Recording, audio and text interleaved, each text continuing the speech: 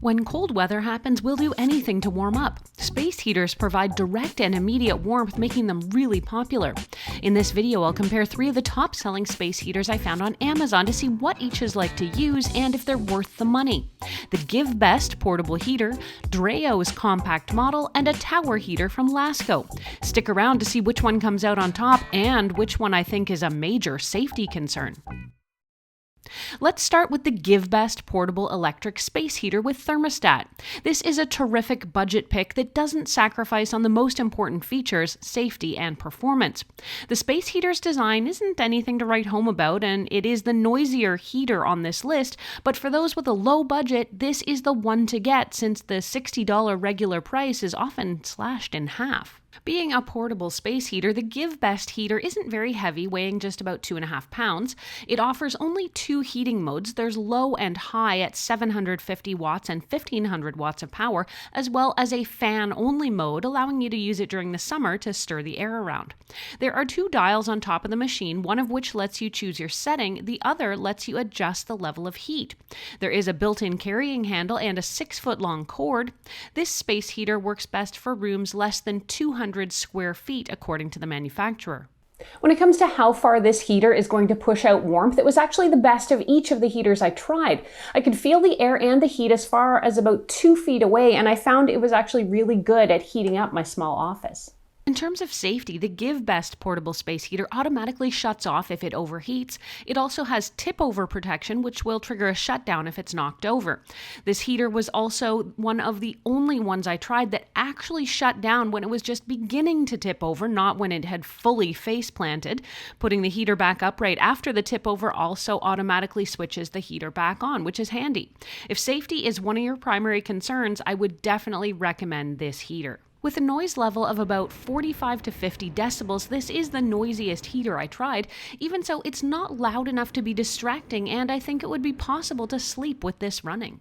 All right, let's go over the pros and the cons of this one. On the pro side, it has a good heat throw distance, simple controls, there's the carrying handle, plus it has outstanding safety features and a really long cord. The cons, it does have kind of a dull design, and it is the noisiest pick of each of the 3 that I tried. Let's move on to the Dreo space heater for indoor use.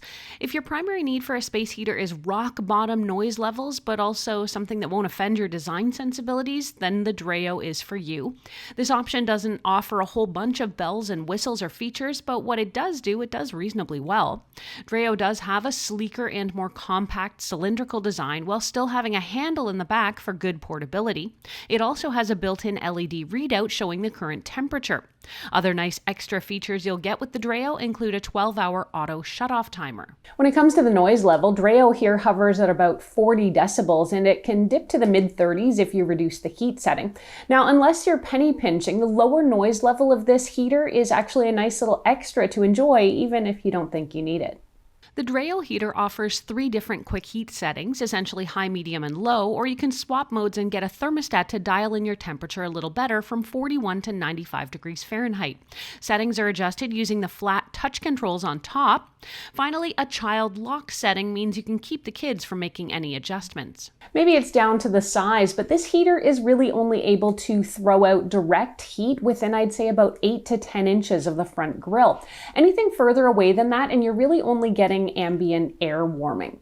Now, even so, it did seem like it was pretty easily able to heat up the area around me in my small office here. This Dreo has a full stack of safety features, from tip-over protection, which not only turns the device off, but it emits a series of beeps to warn you. Now, once the heater's tipped over, it will automatically cycle itself off, but within about 30 seconds. The delay is a bit concerning, but it does power down on time. It also has overheat protection. Let's round up the pros and the cons. On the pro side, it is compact and it's great for using under a desk. Plus, it's super quiet. It's got an appealing design, and you can use either the quick settings or adjust the thermostat. It also has decent safety features. For the cons, it does have the smallest heat throw distance of all 3 I tried, and it does have a delay in shutting off when it's tipped over. Third on our roundup is the Lasko oscillating digital ceramic tower heater. Now when it comes to features, the Lasko towers above the rest. The two big features of this 1500 watt space heater are the included remote control and the oscillation option, which will help distribute the heat across a wider angle. At 23 inches high, the Lasko tower heater is the largest in the list and also the heaviest at just over 7 pounds. It comes with a handle in the back though, so you can bring it to another room, but the placement makes it a bit hard to grip securely without using another hand to steady things. The Lasko tower heater has 6 buttons on the top of the heater, which match the buttons on the remote. There's a shut-off timer, oscillation button, power's in the center, and then there's the heat mode option, which locks the heater on higher power. Finally, plus and minus buttons allow individual temperature adjustments. Now, if you want to run this heater at a specific temperature, you can choose your setting, and then once the room temperature gets to about 2 degrees above that set temperature, the heater will power off. When the room hits about 1 degree below that temperature, the heater will turn itself back on automatically, and it'll cycle on and off to maintain your set temperature. Now, if you choose what's called the heat mode button, and use that instead, the heater will stay basically in high heat mode and just run continuously. Worth noting is that there are no different fan speeds. There is only one setting for airflow, so the only thing you can really adjust is the temperature. Because of that, the distance at which you're going to be able to feel the heat is on the short side. I'd say within about 12 inches in front of the heater, you can feel the warmth substantially. Beyond that, the heat and the airflow dissipates quite quickly.